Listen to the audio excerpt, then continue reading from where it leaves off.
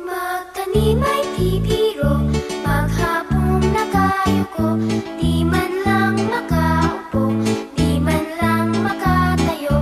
Braso ko'y namamanhid, baywang ko'y nangangawit, binti ko'y namimitig sa pagkababad sa tubig.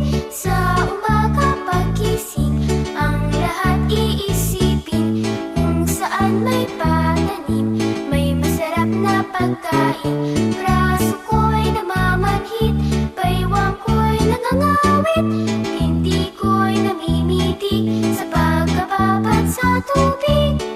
Halina